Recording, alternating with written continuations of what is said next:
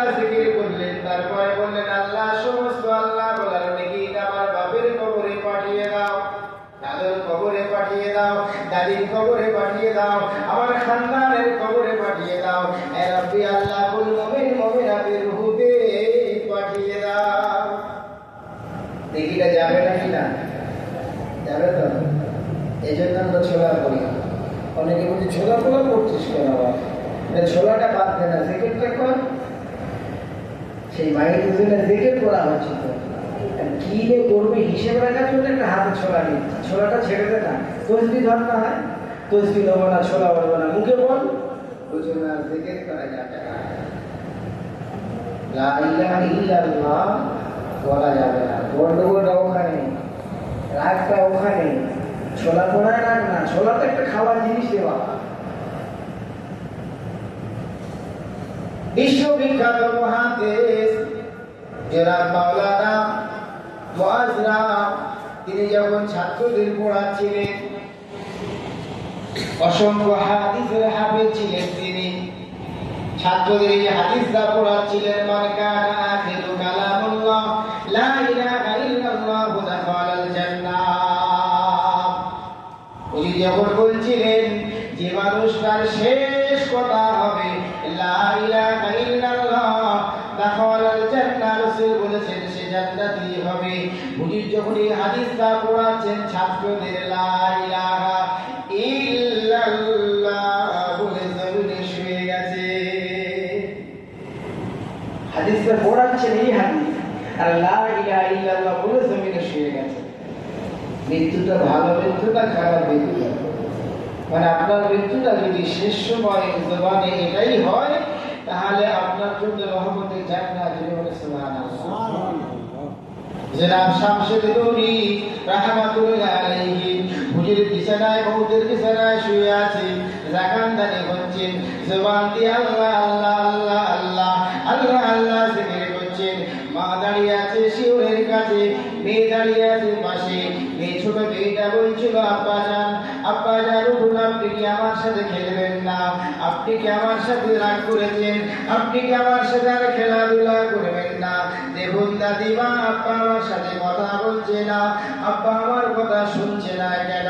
সে সময় মা বলেছিল বাবা শামসুল নূরি রে, তোর ছোট কন্যা তোকে আব্বা আব্বা করে ডাকে, বাবা তুই একবার তোর মেয়েকে আদর করে দে, একবার তোর মেয়েকে মানিয়ে নে বাবা। ছোট মেয়েটা তোর প্রতি কত অভিমান করে কাঁদে। সে সময় শামসুল নূরি রাহমাতুল্লাহ আলাইহি বলেছিল মা, বাবার মা, আমি এমন এক সন্তানের সাথে বন্ধুত্ব করেছি, আমি এক আল্লাহকে মানিয়ে নিয়েছি। আমি পৃথিবীর জমিনে কোন কন্যা না, কে আমার কন্যা কে আমার মেয়ে আমি চিনি না, আমি আমার আল্লাহকে মানিয়ে নিয়েছি। সে সময় হুজুর বলছিল মা লা ইলাহা ইল্লাল্লাহ লা ইলাহা ইল্লাল্লাহ আমি মানিয়ে নিয়েছি। হুজুরের কালমাটা পড়তে পড়তে মউতের বিছানায় শেষ হয়ে যায়। এই মউত গুলো সব ভালো মউত না খারাপ মউত? এই মউত নসিব হবে তো নাকি না? এই মউত যাদের হয়েছে দেখেন তাদের জীবন ইতিহাসটা পুরো পড়ে দেখেন। বাইরে গোস্তামি রাহমাতুল্লাহ আলাইহি হুজুরকে দাফন করা হয়েছে। ওনার ছাত্র স্বপ্ন দেখছেন হুজুর আপনাকে তো গত রাতে দাফন করা হয়েছে, কবরে ফেরেশতারা আপনার সাথে কি ব্যবহার করেছে? ও সময় বাইরে গোস্তামি রাহমাতুল্লাহ আলাইহি ছাত্রকে বলেছিল বাবা আমার দাফন করার পরে আল্লাহর মালায়েকা ফেরেশতারা আমার কবরে উঠে বসে আমাকে জিজ্ঞাসা করতে লাগলো, ও বাইরে গোস্তামি দুনিয়ার জমিন থেকে কি নিয়ে এসেছো? বাইরে গোস্তামি বলেছিল না না না, দুনিয়ার জমিনের নিয়ম হলো কোন সম্রাটের দরবারে যাওয়ার সময় প্রজা বা তার গোলাম মনিবের জন্য কিছু নিয়ে যেতে পারে না। আমি তো আমার আল্লাহর গোলাম, আল্লাহর দরবারে এসেছি, ওখান থেকে কিছু আনতে পারি না। এখন আমার আল্লাহকে জিজ্ঞাসা করো, আমার আল্লাহ যে আমার সম্রাট, আমার মনিব, আল্লাহ যে আমার প্রভু, আমি যে তার গোলাম, তার দরবারে এসেছি। কারণ পৃথিবীর জমিনের নিয়ম হলো কোন সম্রাটের দরবারে গেলে সম্রাট তার পূজাকে জিজ্ঞাসা করে, কি চাও বলো, আমার দরবারে কি আশা করে তুমি বলো। এখন আমি এসেছি আমার রবের দরবারে, আমার রবকে জিজ্ঞাসা আমাকে কি করবে না, পাইছি তুমি আমার কাছে কি চাও। আমি এসেছি আমার রবের দরবারে, কি আনবো আমি, আমার রব আমাকে জিজ্ঞাসা করবে তো। পৃথিবীর জমিনের এটাই তো নিয়ম ছিল, আমি কিছু আনতে পারিনি। আল্লাহ আমাকে জিজ্ঞাসা করবে না যে মাইজিদ তুমি কি চাও আমার কাছে এসেছো। আল্লাহ গান্ধী রাবেয়া বসরি ইন্তেকাল করেছেন। আম্মাজি রাবেয়া বসরিকে দাফন করা হয়েছে। মুমিনদের মায়ের গুলো দেখেন, মুমিনদের রূহগুলো দেখেন কবরে প্রথম রাত। রাবেয়া বসরিকে জিজ্ঞাসা করা হয়েছিল, ও রাবেয়া আল্লাহর বান্দি, আপনি দুনিয়ার জমিন থেকে গিয়ে নিয়ে এসেছো, তুমি তোমার রবের পরিচয়টা বলে দাও। সে সময় রাবেয়া বসরি বলেছিল, আমি তো সারা জীবন ধরে আমার রবকে রব বলে মেনে নিয়েছি, আমার রবকে রব বলে ভালোবেসেছি। কারণ আমার রবের তো আমি রাবিয়ার মতো অসংখ্য বান্দি আছে। আমি রাবিয়া, আমার রব ছাড়া তো কেউ নাই। এখন আমার আল্লাহকে জিজ্ঞাসা করো, আমি যে রাবিয়া, আমি যে রাবিয়া আল্লাহকে আল্লাহ আল্লাহ আল্লাহ বলে ডেকেছি, মেনেছি। আমার আল্লাহ কি আমাকে তার বান্দি বলে মেনেছে কিনা।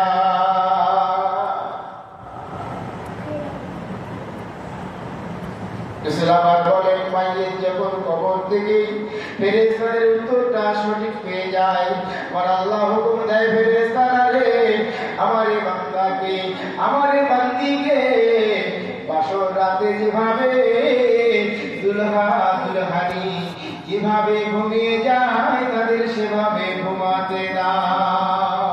তামাম মুফাসসির কিরাম বলছেন, আল্লাহ এখানে বাসর রাতের দুলহা দুলহানির কথা কেন বলছেন? এজন্য বলছেন, বাসর রাতে যদি ওই মহিলাটা ঘুমিয়ে যায়, তার প্রিয় স্বামী, তার একা প্রিয় স্বামী ওই বাসর রাতে ঘুমায়, অন্য দ্বিতীয় ব্যক্তি ঘরের মধ্যে থাকে না। ওই বাসর রাতের ঘুমটা স্ত্রীকে দেখিয়ে দেয় তার স্বামী। এটা হলো সেই নির্জন রাতের ঘুম, এটা হলো সেই শান্তির ঘুম। তাই মুমিনরা কবরে বাসর রাতে জানাবের ঘুম ঘুমাতে থাকবে, আর কাল মাশরের ময়দানে তার আল্লাহ, তার প্রিয় মাবুদ তাকে ঘুম থেকে ওঠাবে। মিজানে তার আল্লাহ তার প্রিয় বান্দার সাথে সাক্ষাৎ দেবেন, দর্শন দেবেন। জোরে বলেন সুবহানাল্লাহ।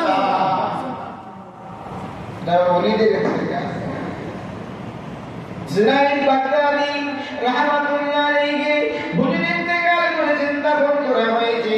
হুজুরের মুরিদান স্বপ্ন দেখছেন, ওগো আমার শায়েখ, ওগো আমার পীর, আপনাকে দাফন করা হয়েছে। আল্লাহর মালায়েকা ফেরেশতারা কবরে আপনার সাথে কিরূপ ব্যবহার করেছে। জুনাইদ বাগদাদি রাহমাতুল্লাহ আলাইহি বলেছিল, ওরে আমার শাগরিদ, ওরে আমার মুরিদ, বাবা আল্লাহর ফেরেশতারা কবরে আমাকে জিজ্ঞাসা করেছিল, দুনিয়ার জমিন থেকে তুমি কি নিয়ে এসেছো? কি নিয়ে এসেছো দুনিয়ার জমিন থেকে? কবরে এসেছো, কি এনেছো? সেসব উনি বলেছিলেন, দুনিয়ার জমিন থেকে আমি তো কিছুই আনতে পারিনি, আমি শূন্য হাতে কবরে এসেছি। কারণ আমি ছিলাম এমন একটা জায়গায় যেখান থেকে কিছুই আনা যায় না। আমি আমার শুধু রবকে সাথে নিয়ে এসেছি। এখান থেকে কিছু নিয়ে যাওয়া যাবে? এত সুন্দর মোজাত করা বাড়ি, দাফন করার আগে বলে যে আয়েশা আমির জানাজাটা বড় ময়দানে হবে, কারণ ওনার খাস কামরাটা জানাজার মাঠে থাকবে। বলে যে উনি যে খাটে শুনেন, খাটটাও ময়দানে থাকবে। সুন্দর বানা খানা, গালিচার বিছানা, মাইয়ে শুয়ে আছে খাটিয়ায়, কেউ তো সাথে যাবে না। যাবে তার লেগে আমার, যাবে তার বর কাউকে ছাড়বে না, কবরে যাইবে মাইয়ে খালি হাতে ভিক্ষার ঝুলি নিয়ে, কিছুই নিয়ে যেতে পারবে না। যে বলেন সুবহানাল্লাহ, নিয়ে যেতে পারে না। ফকির যেমন শূন্য হাতে, ধনী যায় শূন্য হাতে, যুবক যায় শূন্য হাতে, বৃদ্ধ যায় শূন্য হাতে, নারী যায় বধূ যায় শূন্য হাতে, কেউ কিছু নিয়ে যেতে পারে না। কবর হবে প্রথম রাত, ও রাতে হবে বড় যন্ত্রণা। যদি হও মুমিন তুমি, বাধা কিছু থাকবে না। ওয়ালা খাউফুন আলাইহিম ওয়ালা হুম ইয়াহজানুন। আল্লাহুম্মা সাল্লি আলা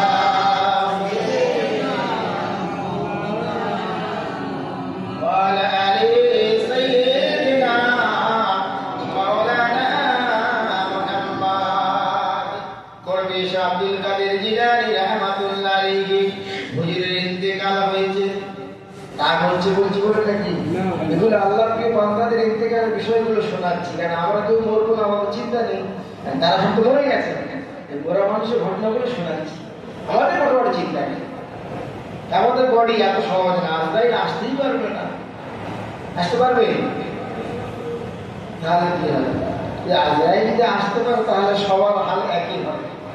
ধনী গরিব কাউকে ছাড়বে না। তুমি যত বড় শক্তিমান পালোয়ান হও, কুস্তিগির হও, আর তুমি কি বলে বড় যোদ্ধা হও, কাউকে ছাড়ে না। আচ্ছা, আজরাইল এ পর্যন্ত কারো থেকে ভয় খেয়েছে না? ইতিহাস কারো জানা আছে যে কোনো মানুষের রূহ নিতে এসে ভয় খেয়ে গেছে? খেয়ে গেছে, পারবো না, কি করে নেবো? ভয় খেয়েছে? বলছে না। এক জায়গায় তাজিম দেখাতে হয়েছে, আর এক জায়গায় ভয় খেতে হয়েছে। মুসা কালিমুল্লাহ রূহ নিতে এসে জ্বর খেয়েছে, সবারে জ্বর, একবারে চোখ ফুটুর থেকে বেরিয়ে গেছে। ফেরেশতা যদি চোখ না থাকে তাহলে দেখবে কি করে যে কাকে নিতে হবে? না আব্দুল্লাহকে নেবে না আমাকে নেবে? কারণ আল্লাহ কুদরতি চোখ দিয়েছে, হুরেদের তো চোখ থাকবে, হুরেরাও তো আল্লাহ নূর দিয়ে, ফেরেশতারা তো নূর দিয়ে সৃষ্টি, কিন্তু চোখ থাকবে। তা আজরাইল যদি দেখতে না পায় তাহলে তো ওকে না নিয়ে তো আমাকে টেনে পাবে, ঝামেলা হয়ে যাবে। তাহলে দেখতে পেতে মুসা নবীর কাছে এসেছে, রুহ নিজেতে সালাম কালাম হয়নি, রুহ নিজের বিষয়ে আলোচনা শুরু করেছে, সবার জ্বর পেয়েছে। কোনো আদব কায়দা শিখিয়ে সালাম কালাম না দিয়ে আমার রুহটা নিয়ে যেতে এসেছে। বলুন আল্লাহ কি হবে এখন? আমার চোখ তো বাইরে, দেখবো কি করে? বলুন মুসা কালিমুল্লাহ জালিল কাদের নবী আমার সাথে তো কথা বলে। ওটা সেই মুসা, যে মুসা আমার ভালোবাসায় দুনিয়ার জমিনে শিশুবেলায় আগুন তুলে খেয়েছে। জিহ্বাটা তো আমি আল্লাহ বাচ্চা বেলায় পুড়িয়ে দিয়েছি, কথা ভালো পরিষ্কার বলতে পারতো না। হুজুরের জড়তা ছিল, এই জন্য বল আরবিশ রহাইল সাদরি ওয়াসিরি আপনি বলে আল্লাহ তাকে কেঁদেছিল। তোর আল্লাহ বলে দাওয়াত দিতে যাও ফেরাউনের কাছে, উনি কাঁদছে, আল্লাহ আমি তোতলা মানুষ, কথা বলতে পারি না, ভালো ভালো পরিষ্কার, বা জীবের জড়তা আছে। আল্লাহ বলে আমি আল্লাহ কাটিয়ে দিচ্ছি, চিন্তা নেই। সেই মুসা নবী জ্বর মেরে দিলেন, আজরাইল আল্লাহর কাছে দিলে আল্লাহ তার কুদরতি হাতে আবার চোখের জায়গায় চোখ। আজরাইল সালাম কালাম করে বলছে, আগের বারটা ভুল হয়েছে, জ্বর খেয়েছি, এবারে পুরো সোজা, আগে সালাম, আসসালামু আলাইকুম। বাকি কেউ মারতে পারবে না আজরাইলকে। বাদশাহ সাদ্দাত পৃথিবীর জমিনে জালেম বাদশাহ ছিল, ক্ষমতার কোনো কম ছিল না, শক্তির কোনো কম ছিল না, সম্পদের কোনো কম ছিল না, লোকবল সৈন্যবল অর্থবল কোনো বলে কমই ছিল না। সাদ্দাতের সামনে যখন ফেরেশতা মালাকুল মউত যখন হাজির হয়ে যায়, আজরাইলকে দেখে সাদ্দাতের কম্পন শুরু হয়ে যায়। এটা আমার জান্নাত, বানানো জান্নাতে তুমি আবার কি আমার কাজ করেছো? পরিচয় কি তোমার? আজরাইল বলল, সাদ্দাতে আমি যদি আমার পরিচয়টা দিই, তুই তোর হাতির পিঠে বসে থাকতে পারবি না। বললো এত বড় কথা, জান্নাত তো আমার, এই মুলুকের বাদশা আমি জান্নাত বানিয়েছি, এই জান্নাত তো আমার। এখন বলো তোমার পরিচয়। বললো সাদ্দাত রে, আমি যদি আমার পরিচয়টা দিই সহ্য করতে পারবি না? বললো আমি বলছি তো পরিচয় দাও। আমাকে তুমি ঠিক মতো চেনো না, আমি হলাম সম্রাট সাদ্দাত। আজরাইল বলল তাই নাকি? তোমার পরিচয় আমাকে দিচ্ছ? বিরাট বড় বাদশা, অনেক ক্ষমতা তোমার। তবে সাদ্দাত রে, আমার পরিচয়টা নিয়ে নাও। আমি হলাম সেই ব্যক্তি যে মায়ের কোল থেকে সন্তানটা নিয়ে যায়, স্বামীর পাশ থেকে স্ত্রীকে নিয়ে যায়, স্ত্রীর কোল থেকে স্বামীকে নিয়ে যায়, বাপের কোল থেকে ছেলেকে নিয়ে যায়, ছেলের কোল থেকে বাপকে নিয়ে যায়, বাদশাকে ফকির বানিয়ে নিঃস্ব করে জমিন থেকে নিয়ে যায়। আর জমিনের কোনো ক্ষমতা, আর পৃথিবীর জমিনের কোনো ক্ষমতা তার সাথে আর থাকে না। আমার পরিচয় হলো আমি মালাকুল মউত। এর আওয়াজ শুনে সাদ্দাত গুরু গুরু অবস্থা কাঁপতে শুরু হয়ে যায়। ও তো হাতি কাঁপে, সাদ্দাত কাঁপে, সৈন্য বলে কাঁপে কেন? বাদশা সামনে এগোয় না, কার সাথে কথা বলে কাউকে তো দেখি না। জান্নাতের দরজা খোলা, সাদ্দাত কেন ঢোকে না? আর বাদশা ঢোকে না বলে পিছন থেকে প্রজারা কেউ ঢুকতে পারে না। আমাদের বাদশাকে দাঁড় করিয়ে দিয়েছে কে? গেটে কার সাথে কথা হচ্ছে? অল্প সময়ের কথা, বাদশা সাদ্দাত ঘোড়া আপনার হাতির পিঠ থেকে জমিনে পড়ে যায় লুটিয়ে। সমস্ত সৈন্য প্রজারা মন্ত্রী বর্গ সবাই চলে আসে। আরে বাদশা মনে হয় কোনো কারণে, অসুস্থতার কারণে পড়ে গেছে দলে ধলো। বাদশাকে জান্নাতে প্রবেশ করাতে হবে, তার বানানো শখের জান্নাত। এখনো তো গেটটা পার হতে পারলো না। বডিটা সুস্থ করো, জান্নাতে নিয়ে চলো। ডাক্তার এসে বলল, হাকিম কবিরাজ বলল, সাদ্দাত আর জীবনে জান্নাতে প্রবেশ করতে পারবে না। এ বডিটা হলো মৃত মাইয়েতের বডি। বলেন পেরেছে না পারেনি? আচ্ছা, আজরাইল অনেকদিন হয়ে গেছে, একটু বুড়ো মতো হয়ে গেছে। অনেক দিনের আজরাইল ফেরেশতা, বয়স হয়েছে, আমরা বয়স হলে বুড়ো হয়ে যাচ্ছে। আজরাইল তো অনেকদিন ধরে আছে, আদম সফরুল্লাহ থেকে তো কাজ করে করে আসছে, যে হাবিল কাবিলের মারামারি থেকে শুরু, এখনো আছে, অনেকটা বয়স হয়েছে। এবার আমাদের কাছে আসতে গেলে বুড়ো হয়ে গেছে, আমরা জ্বর আছি, কায়দা করতে পারবে না। পারবে? যদি কায়দা করতে পারে তাহলে গর্বে শাহ আব্দুল কাদের জিলানীর মতো জীবন ধারণ করুন। হুজুর ইন্তেকাল করেছেন, ওনার ছাত্র স্বপ্ন দেখে জিজ্ঞাসা করছেন, ওগো জামানার বড় পীর আব্দুল কাদের জিলানী রাহমাতুল্লাহ আলাইহি, এই পৃথিবীর মানুষ আপনাকে বড় ওলি বলে, বড় পীর বলে জানে। কবরের ফেরেশতারা আপনার সাথে কি রূপ ব্যবহার করেছে? আব্দুল কাদের জিলানী বলেছিল, বাবা ছাত্রী, কবরের ফেরেশতারা আমাকে জিজ্ঞাসা করেছিল, দুনিয়ার জমিন থেকে আব্দুল কাদের কি নিয়ে এসেছো? তোমার রবের জন্য কি আনলে? হুজুর শেষে ভাই বলেছিল, দুনিয়ার জমিন থেকে আমি আমার রবের জন্য কি আনবো?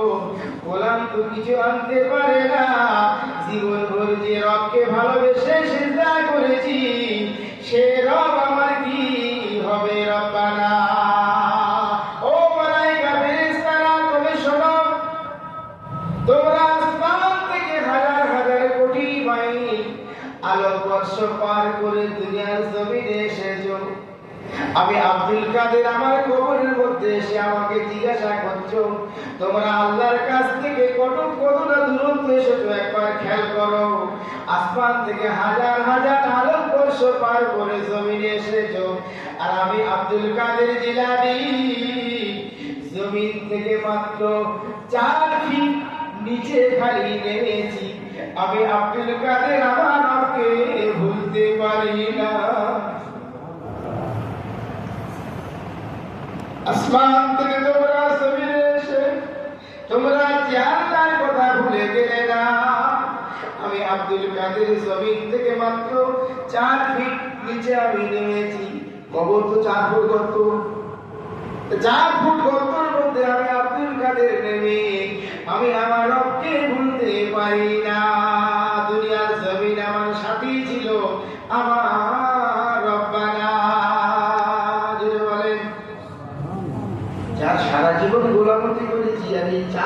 দিচ্ছেন আমি ভুলে যাব? এই জন্য কবরের মুমিনদের রাত হবে বাসর রাতের কথা। তাদের এভাবে ওই আরামের ঘুম দেওয়া হবে যেভাবে নববধূ ঘুমিয়ে যায়, আর সকালে বেলা তার প্রিয় স্বামী তাকে ডেকে দেবে। কে ডেকে দেবে?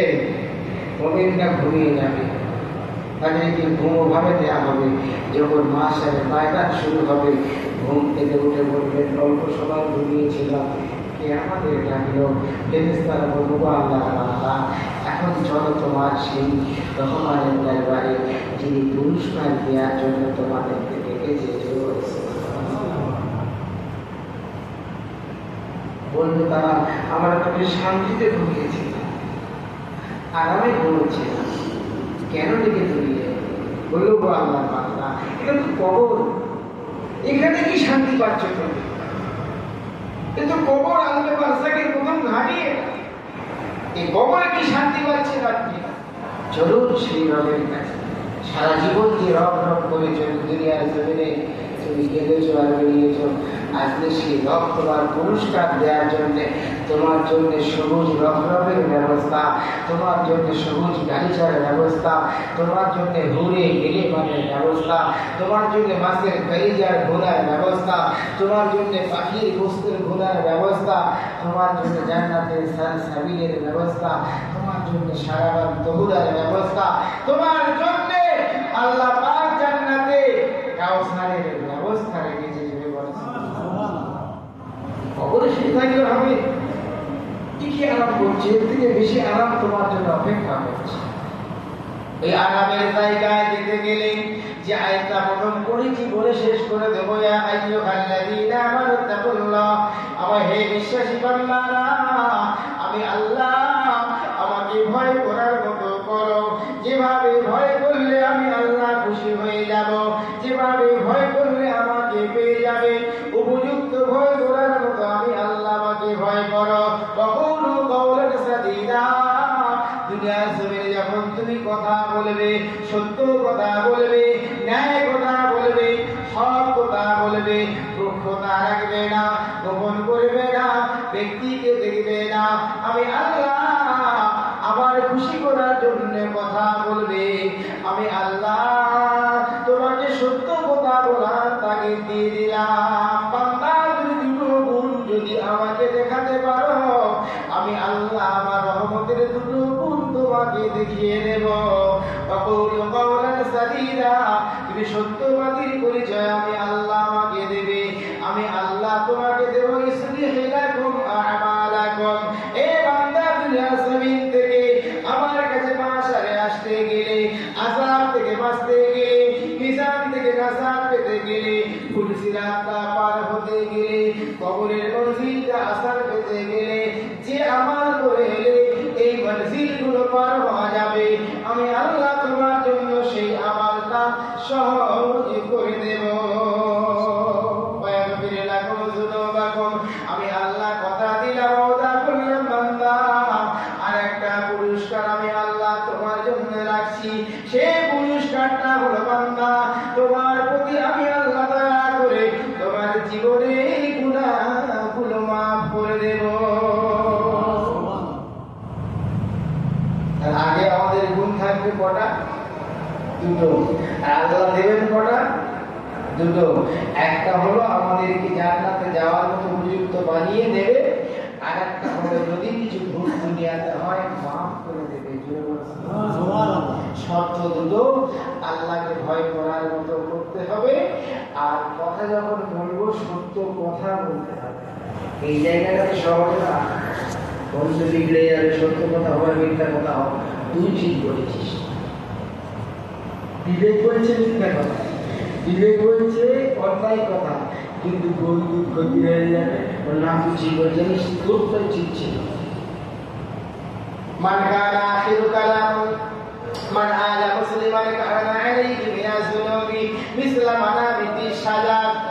এ মুসলমান মুমিন মুত্তাকি, আমার আল্লাহ কখন রেগে যায় শোনেন। আল্লাহ পাক কখন বেশি রেগে যায়? আপনি নামাজ কাজা করেছেন, যতটা আমার আল্লাহ রেগে যায়। আপনি রোজা ছেড়ে দিয়েছেন, যতটা আমার আল্লাহ রাগান্বিত হয়। আপনি যদি কোনো মানুষকে কষ্ট দেন বিনা অপরাধে, তার হকটা নষ্ট করে দেন, তার প্রতি জুলুম করেন, তার প্রতি অত্যাচার করেন, আমার আল্লাহ যেভাবে রেগে যায়, এভাবে বান্দার কোনো ভুলের জন্য এভাবে রেগে যায় না। আল্লাহ কখন দয়া করে দেখেন, কখন বান্দার প্রতি আমার আল্লাহ বেশি খুশি হয়ে যায়। আমার আল্লাহ রহমতের দুয়ারে জোশ মারে, রহমতের দুয়ারে উঠলে ওঠে। আমার আল্লাহ তুমি বান্দার প্রতি বেশি খুশি হয়ে যায় কখন শোনেন? যখন কোনো মানুষ পৃথিবীর জমিনে কোনো মানুষকে খাওয়ায়, কোন মানুষকে ভালোবাসে, কোন মানুষকে মহাব্বত করে, আল্লাহর জন্য ভালোবাসে, রাসূলের জন্য ভালোবাসে, আর আল্লাহ তখন সেই বান্দার প্রতি রাজি খুশি হয়ে যায়। এই জন্য আমরা জানি দান করলে তবে সদকা হলো, দান করলে তবে জান্নাত যাওয়া যাবে। গরীব সাহাবারা রাসূলের দরবারে কান্না জুড়ে দিলেন, ইয়া রাসূলুল্লাহ, হাবিবাল্লাহ, আমরা গরীব নিঃস্ব মানুষ। উসমান গনি কত দান করে, তালহা কত দান করে, ওমর কত দান করে, আবু বকর সিদ্দিক কত দান করে। ইয়া রাসূলুল্লাহ, হাবিবাল্লাহ, আমি বেলাল তো দান করতে পারি না, আমি গরীব সাহাব, আমার তো এমন কিছু দেওয়ার মতো নাই। এভাবে গরীব সাহাবাগুলো কান্না জুড়ে দিলেন। রাসূল আমার বললেন, সাহাবারা যারা দুনিয়ার জমিনে বেশি বেশি সম্পদ দান করে আল্লাহকে খুশি করছে, ও আমার সাহাবারা, তোমরা গরীব যারা, তোমরা কি দান করতে পারবে না? একটা মুমিনের সাথে হাসি মুখে কথা বলবে, ওটা তোমার জন্য সাদকা হয়ে যাবে। একটা মুমিনকে দেখলে সালাম দেবে, ওটা তোমার জন্য সাদকা হয়ে যাবে। একটা মুমিনকে খাওয়াবে, একটা মাসুমকে খাওয়াবে, একটা মানুষকে ভালোবাসবে, একটা পথিকে রাস্তা বলে দেবে, একটা মানুষের সামান্য উপকার করবে, রাস্তার কাঁটাটা সরিয়ে দেবে, রাস্তার পাথরটা সরিয়ে দেবে। না জানি কোন মানুষ রাস্তা দিয়ে হেঁটে আসবে, কাঁটাটা তার পায়ে ঢুকে যাবে, এটা কি তোমরা পারবে না? এভাবে তোমরা সাদকা করবে, সাদকা করবে দুনিয়ার জমিনে। ধনীরা যেভাবে নেকি নিয়ে উঠবে মাশারের ময়দানে, এই গরীবগুলো সেভাবে নেকি নিয়ে মাশারের ময়দানে খাড়া হয়ে যাবে। আজকের খাওয়ানো সব বন্ধ হয়ে গেছে না? বলছি বাপ বলেছে 40-এ করেছি, 7 দিন 5 দিন করে শুধু কাফারাতে তো বাপকে বলি গ্যারান্টি টিকিট জান্নাত দরজা পার করে দিয়ে দাও। কাফারা দিলে একটা গ্যারান্টি কার্ড দিচ্ছে, বলে কার্ডে ইসলাম করে কাফারা দিয়ে দাও, ফেরেশতারা এমনি পাবে, অমুক কমিটির সই আছে, জান্নাত ছেড়ে দে, এই বাপ কাফারা দেবে। একজন ধরিস খাওয়াবি কেন? বোকা, তুমি জানো না, তোমার জানা নেই, তোর দিন রসিদ তোমার ভাঙা, তোমার গোবার ভাঙিয়ে দেওয়া হচ্ছে। তোমার প্রতিবেশীকে হক ছিল, তোমার বাড়ি, তোমার রসিদ খুলে যেত, তোমার বাড়ি কোনো মুসলমান যদি বসে খেত, তোমার বাড়ি যদি কোনো মাসুম বসে খেত, তোমার প্রত্যেকটা খুলে যেত। যে মাইলেদের জন্য তুমি খাওয়াতে, তাদের খবরটা আল্লাহ আলোকিত করে দিত। তুমি তো পড়েছো গোবর কাটায়, বিজেপি যারা করে ওদের মাথায় ভালো বুদ্ধি আছে, গোবর ছাড়া ওদের নেতার মাথায় গোবর, তাহলে ওদের যারা অনুসারী, যারা ওদের ফলোয়ার, তাদের মাথায় কি দেখবে? গোবর। বলছি ক্যান্সার ভালো হয়ে যাবে গরুর দুধ খা, এমনকি যেরাম পীর সেরাম গরিব, বুঝতে পারছেন? মন্দিরই যা, তার প্রজাগুলো তাই। আপনার রাহাবার যদি অন্ধ হয়, আপনাকে কুয়াতেই ঢোকাবে, ভালো জায়গা পাবেন। রাহাবার বোঝেন তো, যে নেতার আপনি কথা শুনছেন, যার কথা আপনি শুনছেন, সে যদি গন্ডগোল হয়, তাহলে আপনাকে গন্ডগোলের দিকেই নিয়ে যাবে, ভালো রাস্তা খুঁজে পাবেন না। এই আমাদের কদিন আগে আমার আব্বা আমার সবাই হয়তো আমাদের গ্রামে দুটো মসজিদ দাওয়াতে আসে, ফখরের জন্য বলছি আল্লাহ ক্ষমা করে দেবেন যদি আপনার লাভ হয়, তো শিক্ষার জন্য বলছি। গোটা গরু জবাই হয়েছে। ভাইপোর আমার বর্দার ছোট ছেলেরা ও সকাল থেকে খাইনি। ছোট আব্বা তুমি জানো না এখনো মিলাদে লোক হয় না, লোক হয় না। ছোট আব্বা কে খেতে আসবে তোমার বাড়িতে? আমার ভাই লোক হয় না, কম করে রান্না করো, বাজার কম করে করো। আরে এগুলো বলতেছি কেন? আমাদের ঘরে কোনোদিন মাছ ফেলে দিতে হয়েছে? রান্না বান্না করে খাবার নষ্ট হয়েছে যে কেউ খেতে আসেনি ফেলে দিয়েছে আমরা? সেটা হচ্ছে না মানে আমাদের এই আত্মার মারা গেল না, এবং ছেলেরা 600 লোকের রান্না করছে, 200 লোক মিলানে খেয়ে 400 লোকের খাবার খেতে গেছে। সে ভালো লাগছে সত্যি। লাস্টে যদি আমি সত্যি রান্না করার পরে আমি একা ভোটে হেরে যাচ্ছি, ওরা সবাই একদিকে বলছে বর্দার আটা ছিল ছোট বাবা তুমি বেশি বাজার করো নি, এখন আর মিলাতে লোক যায় না। সে কি ভয় লাগার চেষ্টা করে? আচ্ছা আমার ভক্তরা এখন গোটা গরুর গোষ্ঠ রান্না করার পর যা হবে, দুহারি রান্না হয়েছে, ভাত রান্না চলছে, এবার জলসা এখন আমার ভাগনা করেছে, সেদা ছেলে করেছে, বর্দা ছেলে করেছে, সেদা করেছে, আমি লাস্টে উঠেছি গোলন্দা। 5 জন ভক্তা রাত হয়ে গেল। আমি উঠছি যখন 10:30 সময় উঠে বলেছি বাবা রাত করা হবে না, সবে সারি খাওয়ানোর ব্যবস্থা আছে, 11:30 বলে শেষ হয়ে যাবে। এখন প্যান্ডেলিয়া করা হয়েছে, প্যান্ডেলের বাইরে লোক যারা রান্না করছিল, বড়দার বড় ছেলে আর মেজো ছেলে, ওরা রান্না করছিল, আর সেজো ছেলে ওরা দেখছে প্যান্ডেলের তো বাইরের লোক, প্যান্ডেল তো ভর্তি, প্যান্ডেল ভর্তি হয়ে প্যান্ডেলের বাইরে লোক চলে এসছে, রাস্তায় লোক চলে এসছে, রাস্তায় মানে অন্যজনের বাড়িতে সেখানে মহিলারা বসে গেছে। তাহলে এত লোক এভাবে তো হবে না। ওরা ভয়ে ভয়ে ভাত খালি বাড়াচ্ছে, চাল বাড়াচ্ছে।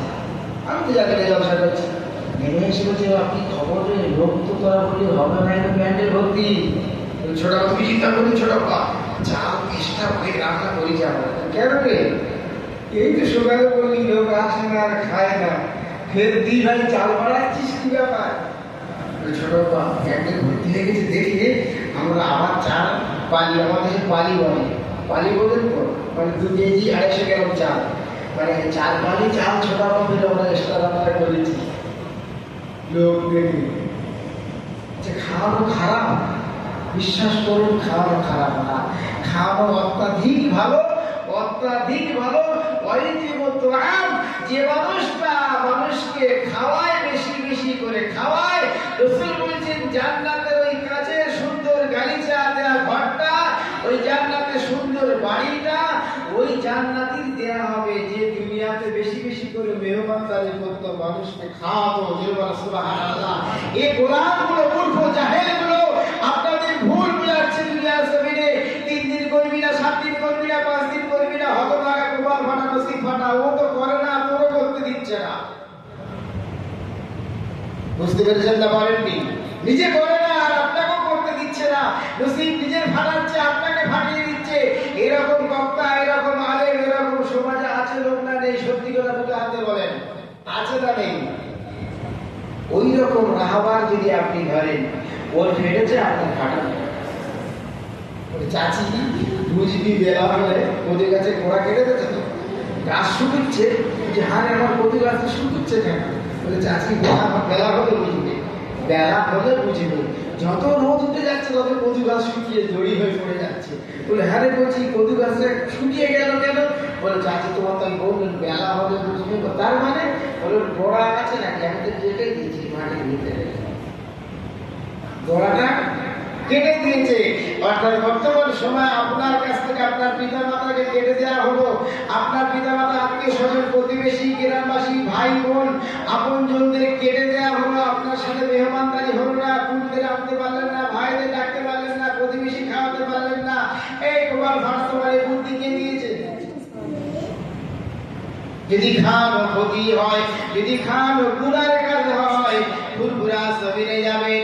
বড় হুজুর কেবলা, মেজ হুজুর কেবলা, নওয়াব হুজুর কেবলা, দাদা হুজুর কেবলা রাহমাতুল্লাহ আলাইহি, এনাদের প্রত্যেকের জন্য 5 শরীক সবরে সারি হয়। আর প্রত্যেকটা সবরে সারিতে 10 হাড়ি 20 হাড়ি করে বিরিয়ানি করে গরিবদের খাওয়ানো হয়, মেহমানদের খাওয়ানো হয়। যদি খান গুনার কাজ হতো তাহলে আপনার থেকে কি মূর্খ ছিল বড় হুজুর কেবলা? তুমি বেশি জ্ঞানী, তোমার ইলমটা বেশি, বোঝে না। মেজুরি কেবলা আল্লাহ জ্ঞান দেয়নি, ততদিন উনি বেঁচে ছিলেন, ওনার বাপের জন্য উনি সব রেসানি করতেন, চলুন কাল ফুরফুরায় করতেন কিনা। এখন উনি চলে গেছেন, ওনার ছেলে সাইফুদ্দিন সব রেসানি করতেন, সাইফুদ্দিন উনি চলে গেছেন, ওনার ছেলে ইমরান সব রেসানি করছে। কথা বলো না, হচ্ছে না, করেনি। মেহরাব যখন ওর মা চলে গেল, ওর বাপ চলে গেল, নুরুদ্দিন হুজুর চলুন দরবারে। মেহরাব আর মেহরাজ দুই ভাই মিলে বাপের সবরে সানিতে কত মানুষকে ডেকে খাওয়া দাওয়া করায়।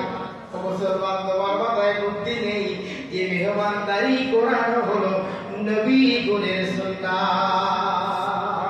এর বলে সুবহানাল্লাহ। আলোচনা এখানে আমাকে চিল্লাচিল্লি করে লাভ নেই। বুঝবেন তো বুঝবেন, না হলে শিখবেন। কচু হলে সেজে কালাকদা বলে, আর গেড়ে হলে সেজে না। এটা ওনার টোটকা, বাস্তব। মোমেন যদি হন তাহলে সহজে ইশারায় আকেলমান কাফি বুঝে নেবেন কি বলছি আমি। আর যদি মোমেন না হন তাহলে কারণ বুঝুন, খোদা আল্লাহ আল্লাহ কুলুবিহীন। একদল মানুষের হৃদয় আল্লাহ বলছে আমি তালা মেরে দিয়েছি। ভালো বুঝবে না, ভালো ব্যক্তিকে চিনবে না, ভালো মানুষকে বুঝতেও পারবে না, ভালো মানুষের কাছে বসবেও না, ভালো মানুষের কথা শুনবেও না। আল্লাহ বলছেন আমি তালা মেরেছি। আল্লাহ যদি কারো হৃদয়ে তালা মেরে দেয়, ওই মানুষটা ভালো পথ খুঁজে পাবে? ওর আহ্বানটা কি পথভ্রষ্ট লোক হবে না? ওর যে চোরাবে সে একজন জাহেল হবে না?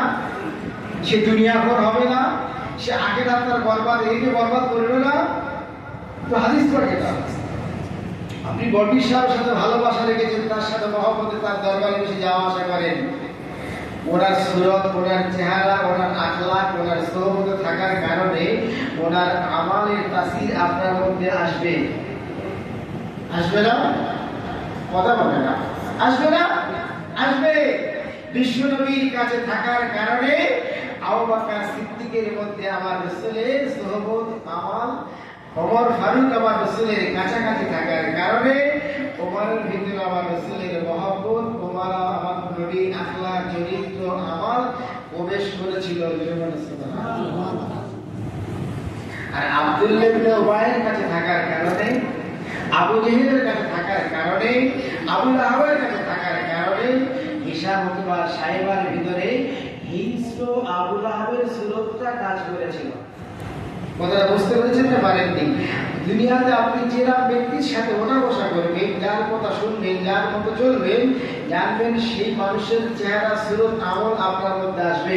এটা গ্যারান্টি। আপনি যদি কোনো মুনাফিকের সাথে তাআক্কুল রাখেন, ওই মুনাফিকের কর্মগুলো আপনার মধ্যে প্রবেশ করে ফেলবে।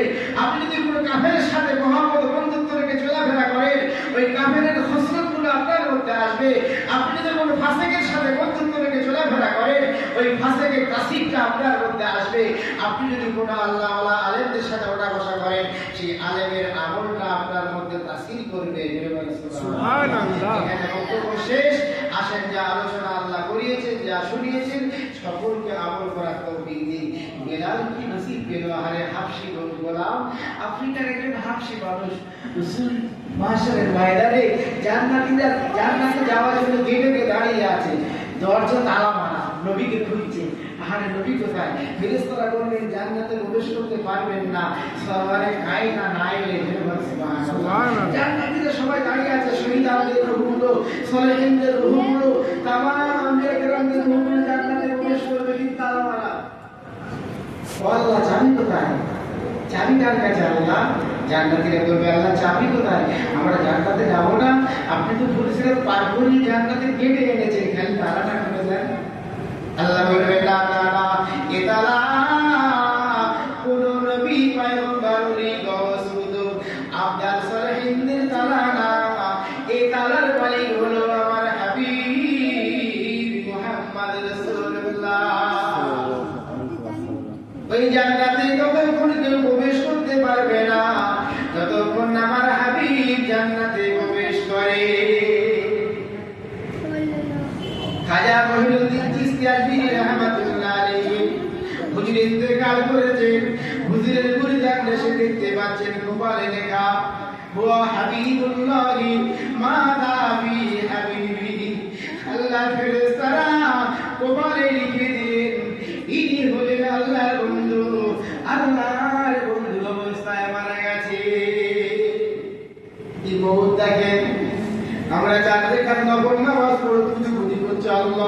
এত নকল পড়েছি জানতাম তো আজকে রেজিস্ট্রি করে দেন, জনায় যেতে পারবো না, মসজিদে রেজিস্ট্রি করে দেন। কেন রে?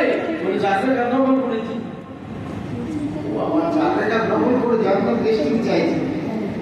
খাজা মঈনুদ্দিন মীর রহমাতুল্লাহ আলাইহি হুজুর গভীর রাতে উঠে পড়েছেন, 2 রাকাত নামাজে কোরআন তেলাওয়াত করা শুরু করেছেন। একটা একটা রাকাতে হুজুর 10 পারা করে তেলাওয়াত করে করে কাটাচ্ছেন। ও মুসলমান, সে আওয়াজ আমাদের মধ্যে আছে। ছোট সূরা পড়ছে, কোন সূরায় মারলে ঝামেলা হয়? বলে ইখলাসের থেকে আর ছোট নি, বলে ওইটাতে মার। ইমাম সাহেবটা বড্ড চালাক, বড্ড বদমাইশ, খালি কেরাত ধরে বলো, দোয়া ধরে বলো, নামাজে বড় বিরক্ত করে। খালি বড় বড় কেরাত ধরলে ছাড়ে না। এই ছোট সূরাগুলো দেখতে পাই না, ইখলাস করতে পারে না। সত্যি জামাতে সুস্থা করতে বলা হয়, জামাতে আমরা বলছি কিন্তু একার জন্য নামাজ দীর্ঘ, আর জামাতে ইমামদের জন্য তাগিদ করা আছে, সে দান করেছে যে ইমাম তাকে ধ্বংসের কথা বলা হয়েছে, সাবধান করা হয়েছে, সেটারও কেনারগুলো ছোট নয়। এখন একা নামাজ পড়লে আপনি সারা রাত ধরে তেলাওয়াত করতে পারেন। আমাদের তখন আমাদের এই অবস্থা। মুসলিম আমার বললেন মুনাফিকদের নামাজ হলো যে রুকু সেজদাগুলো ঠিক মতো করে না, ওঠে কম, ওঠে কম। অনেকগুলো দোয়া আছে, এরা উঠছে কম, এরা উঠছে কম। মাঝে বিরক্ত করতে আল্লাহ বুক বুক করে আওয়াজ দিচ্ছে, বুক বুক করে আওয়াজ দিচ্ছে। আল্লাহ যা আওয়াজ হচ্ছে হতে শুধু জিরো মান, খালি জিরো মান। আল্লাহ সেজদা করছে বলে ওই কিছু বলে না, সেজদা কিচ্ছু বলেন, বুক করে মারতে উঠে পড়ছে। দাঁড়িয়ে দোয়া, বসে দোয়া, টাইমে দোয়া, সেজদায় সজিদে দোয়া, ও কিছু পড়া টাইম দেয় নেই। বললো আল্লাহ এই 4 টাকা পড়তে 2 মিনিট টাইম, 1 মিনিট টাইম। ও ছেলে মানুষ তো না সিনসিয়ারিটি নেই, ও জন্য কুইক বেশি কাজে জায়গা কোনটা, কিন্তু সবাই তো করতে হবে না। কত দোয়া আছে নামাজের মধ্যে।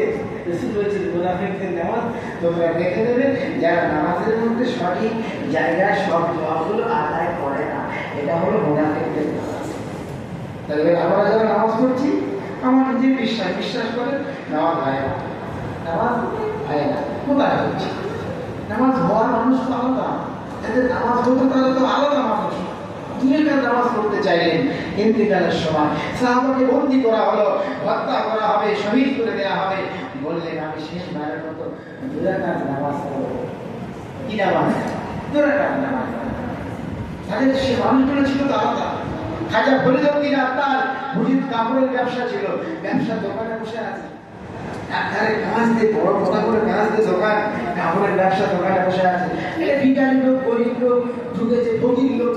এ বলছে বাবা খাজা ফরিদউদ্দিন, তুমি যে দোকান কথা লাগিয়ে যা ধীরে বসেছ, এই কাজের ভিতরে তোমার মৃত্যু হবে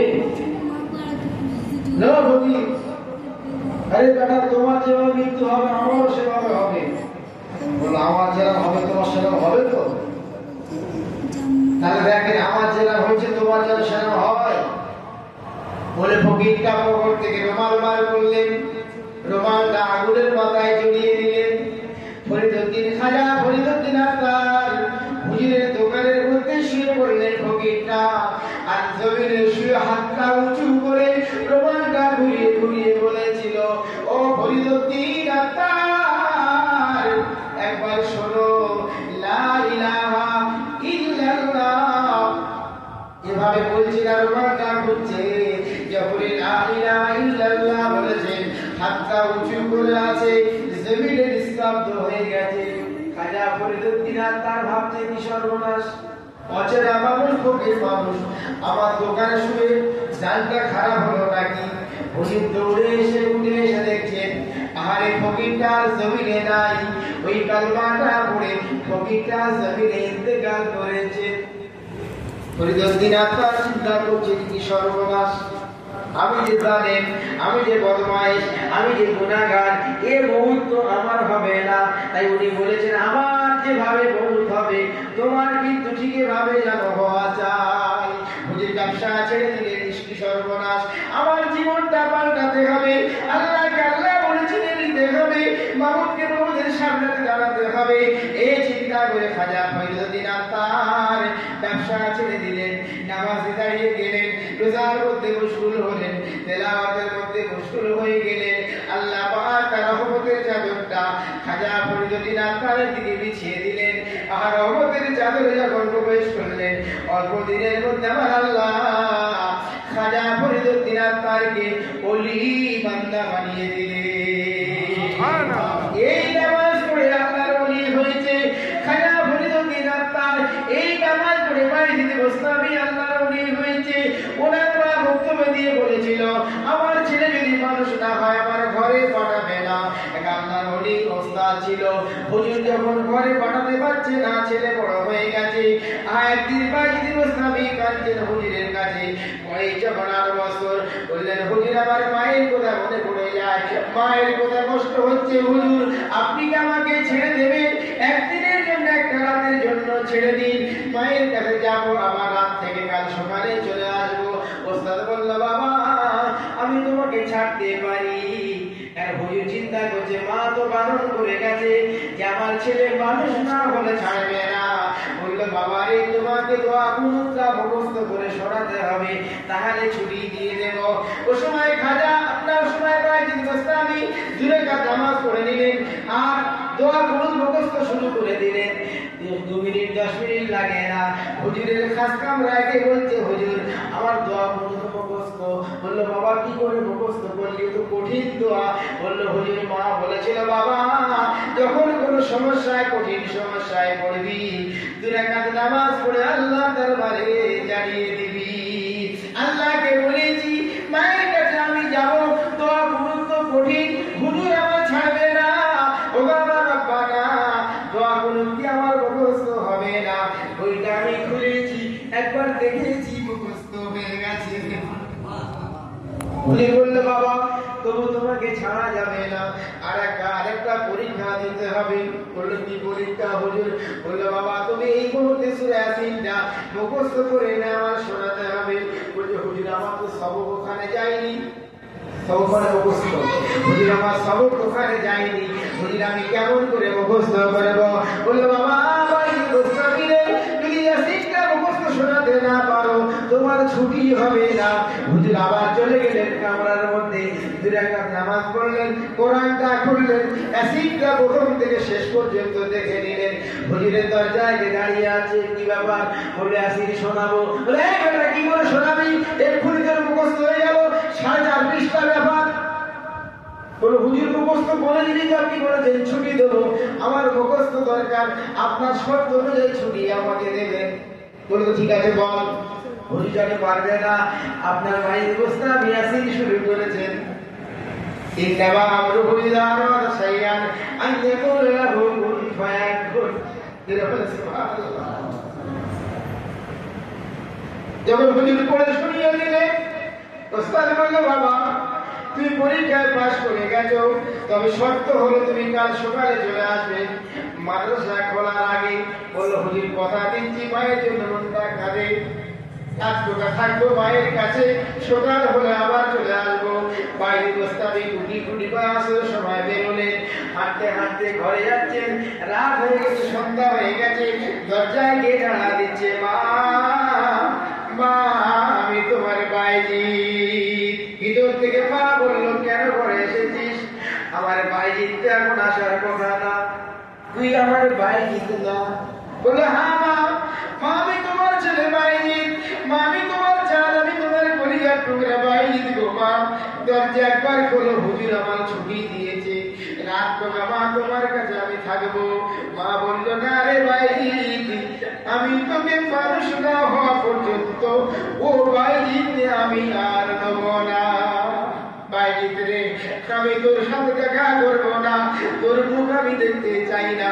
আমি তোকে আল্লাহকে দিয়ে বলে এসেছি, আল্লাহ আমার বাইজিদকে মানুষ করে আমার ঘরে পাঠাবে। ছেলেটা মানুষ ছিল তো নাকি না? মা কি বলছে, মা কি বলছে, মানুষ হতে বলছে। বাইজিদ গোস্তামি মায়ের দরজার সামনে দাঁড়িয়ে ঝরঝর করে কাঁদছে। মা বলল, বাইজিদকে দরজা খুলবো না। এদিকে মা তখন আবার নামাজ পড়ে দাঁড়িয়ে সেজদায় পড়ে কাঁদছে, আল্লাহ কলিজা আমার ফেটে যায়, আমার সন্তান দরজার বাইরে, আমি তার মুখটা দেখতে পাইনি। আল্লাহ আমি আপনার উপর আবার ছেড়ে দিলাম, আমার ছেলেকে হেফাজত করে মাদ্রাসায় পাঠিয়ে দেন, ওকে মানুষ করে আমার কাছে পাঠিয়ে দেবে।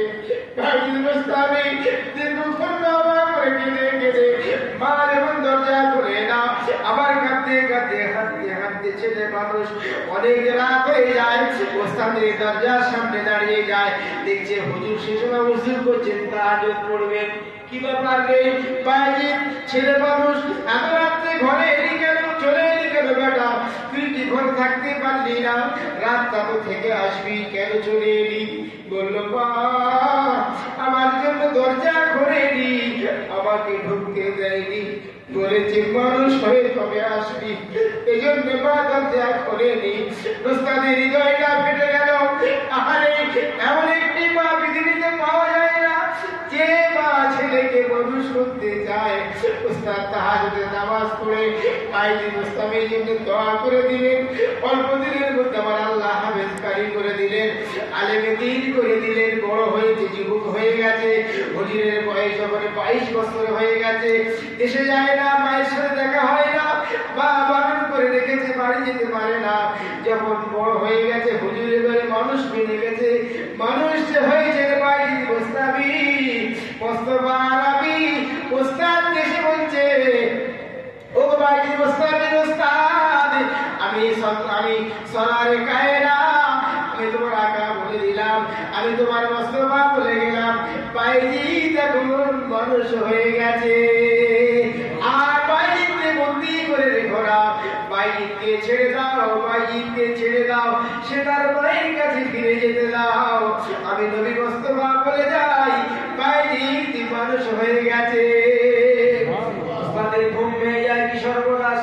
আমার নবী এসে আমাকে বলছে ছুটি দিতে, কারণ ছেলেকে তো আর কোনো মতো রাখা যাবে না। বাইরে কোথায় হুজুর খুঁজছেন, মাদ্রাসা রুমে পায় না, অফিসে পায় না, মাদ্রাসা কোথাও দেখতে পাওয়া যায় না। ওস্তাদটা হাঁটতে হাঁটতে মসজিদের কাছে গেলেন, দেখছে হঠাৎ মসজিদের জানালা দিয়ে গুনগুন গুনগুন করে কোরআনের আওয়াজ, কান্নার আওয়াজ। ওস্তাদ জানালা দিয়ে দেখতেই থাকে বাইরে মুস্তামি নামাজের মধ্যে কোরআন পড়ছে, আর দুটো চোখ দিয়ে ওনার গল গড়িয়ে গড়িয়ে পানি আসছে। বাইরে মুস্তামি সিজদায় গিয়ে রুকিয়ে গিয়ে আল্লাহ দরবারে কাঁদছে, রুকুতে গিয়ে আল্লাহ দরবারে কাঁদছে। ওস্তাদ বুঝতে পেরে গেল এ বাইজি দেখুন মানুষ হয়ে গেছে। এজন্য নবী বলে গেছে, বাইজিকে ছুটি দিয়ে দাও, আর বন্দি করে রাখবে না। আমি নবী বলে যাচ্ছি, বাইজি মানুষ হয়ে গেছে। আমরা এবারে কি এইটা ভাববেন না, আমরা মানুষ না জানোয়ার, আমরা মানুষ না অমানুষ, এটাকে ভাববেন যে আমি কর্মগুলো যেগুলো করছি এটা মানুষের করে না জানোয়ার করে। বাইরে মুস্তামি মানুষ হয়েছে, আমার নবী বলে গেছে আমরা মানুষ, তো বুঝতে পারেননি, এটা আপনারা ভাববেন। এখন এখানে বলে বক্তব্য শেষ করে দিই, চলো আর 10টা বলে রাত হয়ে গেল। নবী সালাম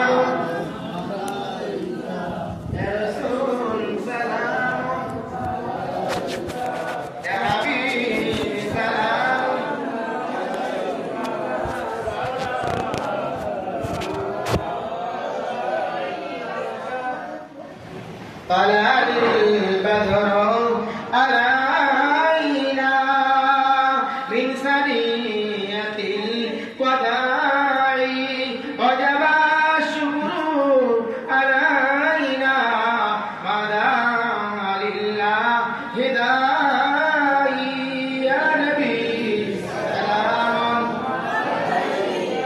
يا رسول سلام يا حبيبي سلام صلاة الله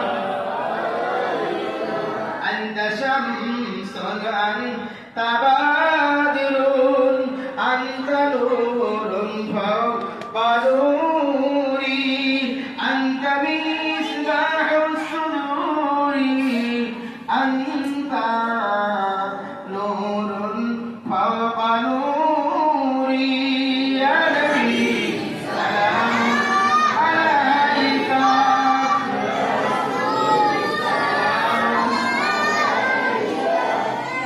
حبيبي سلام سلام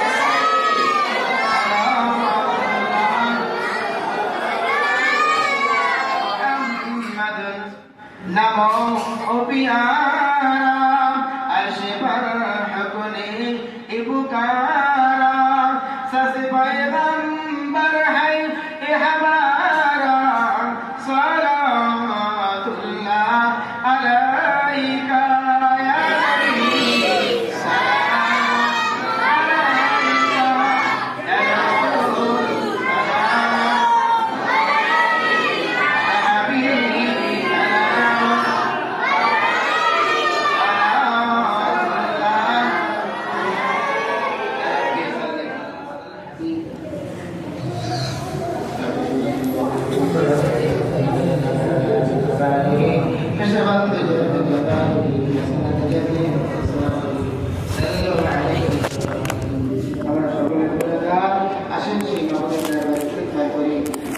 अस्तगफिरुल्लाह अल्लज़ी ला इलाहा इल्ला हुवा हय्युल क़य्यूम व अतूबु इलैहि ला हawla व ला quwwata इल्ला बिल्लाहिल अलिय्यिल अज़ीम अशहदु अन ला इलाहा इल्ला अल्लाह वहदहु ला शरीका व अशहदु अन्न मुहम्मदन अब्दुहु व रसूलुहु ला इलाहा इल्ला अल्लाह मुहम्मदुर रसूलुल्लाह सल्लल्लाहु अलैहि वसल्लम अल्लाहुम्मा आमीन اللهم صل على سيدنا محمد النبي الكريم وعليه وسلم يا ربي صل وسلم دائما ابدا على حبيبك خير خلق كله يا ربي لك الحمد كما ينبغي لجلال وجهك وعظيم سلطانك لا اله الا الله وحده لا شريك له له الملك وله الحمد وهو على كل شيء قدير لا اله الا الله الحليم الكريم سبحان الله رب العرش العظيم سبحان الله رب العرش العظيم سبحان الله رب العرش العظيم وبكم الله عرش العظيم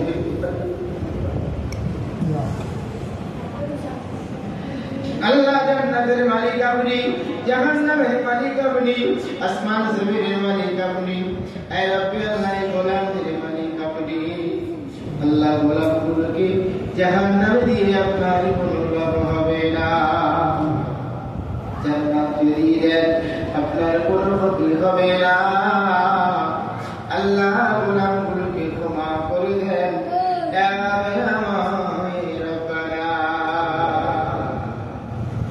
আল্লাহ সারা আমাদের পরে গোলামগুলো বসে গেছি বলার মধ্যে কত ভুল শোনার মধ্যে কত ভুল জানার মধ্যে কত ভুল পড়ার মধ্যে কত ভুল খাওয়ার মধ্যে কত ভুল আল্লাহ ভাই আমার মেহমান দায়ী করিয়েছেন আল্লাহ কত আত্মীয় স্বজন মাসুমকে গরিবদের খাইয়েছেন আল্লাহ আল্লাহ হাবিব কোরআনগুলোকে খাইয়েছেন আল্লাহ মাদ্রাসার তালেবুল ইলমদেরকে খাইয়েছেন আল্লাহ আয় রব্বি আল্লাহ এই কাজের মধ্যে দিয়ে যত ভুল মেহেরবানি করে মাফ করে দিন আল্লাহ যা সওয়াব দান করবেন ওই সওয়াব টাকা নিয়ে তওবা শুরু আল্লাহ রহমতের খাজানা দিয়ে আল্লাহ নবী নবী পয়গম্বর নবী রহমতের নবী শাফিউল মুজনবিন রহমাতান লিল আলামিন পবিত্র হাবিব রাসূল পাক নাম মুহাম্মদ নূর সাল্লাল্লাহু আলাইহি রহমতের রোজা মুবারকি মদিনাতুল মুনাওয়ারা মুর্শিদান আল্লাহ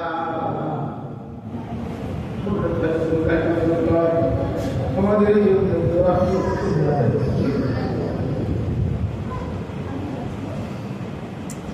আল্লাহ পাকের দরুদ ও সালাম আল্লাহ তোমার তওবা করা আপনার হাবিবের রওজা মুবারকে মুর্শিদি নবী রাসূলের ওয়াইসা বাইরা দরবারে সাফ মুর্শিদান আল্লাহ আল্লাহ জান্নাতে দরজা ততক্ষণ খুলবে না যতক্ষণ আপনার হাবিব যাবে আল্লাহ আপনার হাবিবকে জিন্দের উপর বসাবে আল্লাহ ওই দড়িটা পীর কুদরতে তারা জমিনে ফেলে দেবে ওই দড়িটা সকল সাহাবারা আশা করেছিল ধরবে আল্লাহ দড়িটা আপনি বিলালের হাতে তুলে দিয়েছিলেন আল্লাহ ওই কিয়ামতের ময়দানে জান্নাতের সামনে আপনি দড়িটা বিলালের হাতে দেবেন আমি রসি কি দড়ি করেছি তুমি আল্লাহ আমার নবীর সাথে ভালোবাসা রাখার কারণে নবীর সাথে ভালোবাসা রাখার কারণে আল্লাহ মদিনার মসজিদের মুয়াজ্জিন বেলাল মুয়াজ্জিন মুতারা হয়ে যারা জান্নাতের পথে কোথাও ডাকে দেয় আল্লাহ তাদের শব্দ দিয়ে ডাকতে বেলাল কি নসিব কি তকদীর করে দিয়েছেন আল্লাহ আমার নবীর সারির দড়ি ধরে ধরে বেলাল রহমতের জান্নাতে যাবে আল্লাহ বলাগুলোকে তাদের ভালোবাসা সিলাই কি খবর বলা খবর নবীর সিদ্দিকিন শুহাদা সালেহিন আইবা মুস্তাকিদিন খুলাফায়ে রাশিদিন চার তরিকার বীর চার ইমাম হুজুর দরবারে সাহাবায়ে মুশরিক উস্তাদ পীর মুর্শিদের জীবনের গুনাহ মাফ করে দিন আল্লাহ রাহমতের পানি রাখতে সমস্ত ক্ষমা করে দিন আল্লাহ নিরাম না করে গভীর কবরে আমাদের মা গুলো শুয়ে আছে আল্লাহ আব্বা গুলো শুয়ে আছে আল্লাহ তাদের জীবনের গুনাহ তো অনেক আল্লাহ আমার আব্বা আম্মার গুনাহ থেকে আপনার দয়া মায়া মমতা অনেক গুণে বেশি গো আল্লাহ তাদের গুনাহগুলো কি ক্ষমা হবে না দয়া করেন ওগো রব্বানা দাদিয়ান শাশুড়ি তাদের জীবনের গুনাহ মাফ করে দিন স্ত্রী সন্তান ছেলে মেয়ে ভাই বোন কন্যা জামা দাদা দাদি তাদের জীবনের গুনাহ মাফ করে দিন হায়াত তাইয়্যিবা দিন বিমার থেকে সেবা দিন রুজি থেকে ইসমাতকে বড় করে দিন জীবনের সকল গুনাহ তাদের মাফ করে দিন দুনিয়ায় শান্তি পরকালে মুক্তি নসিব করে দিবেন আল্লাহ সন্তানগুলোকে ইলমের জন্য কোরআনের জন্য কবুল করে নেন আল্লাহ সন্তান তো আপনি দিয়েছেন আল্লাহ আপনার কাছে দিয়ে দিয়েছি আল্লাহ ইলম দেওয়ার মালিক আপনি ইলমের দরজাগুলো তাদের সিনাতে প্রবেশ করিয়ে দেন আল্লাহ ইলমের নূরগুলো আল্লাহ ইলমের হাকিকাতগুলো তাদের হৃদয়ে প্রবেশ করিয়ে দেন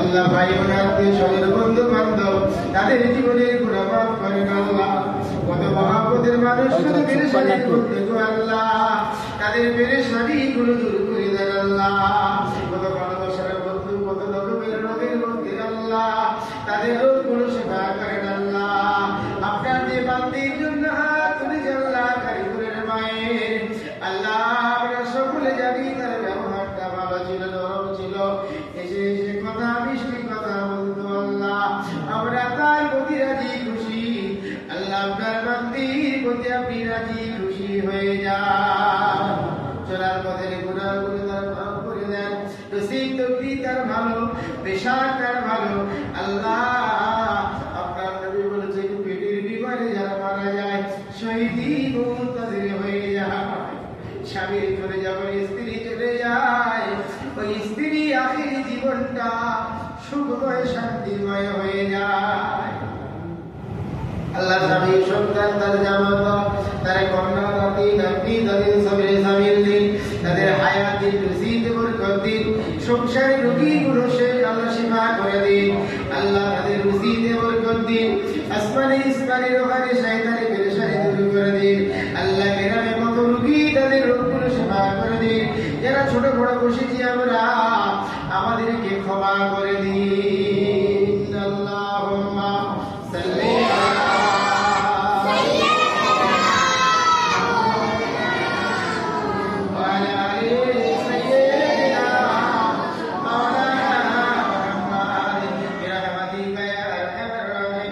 والحمد لله رب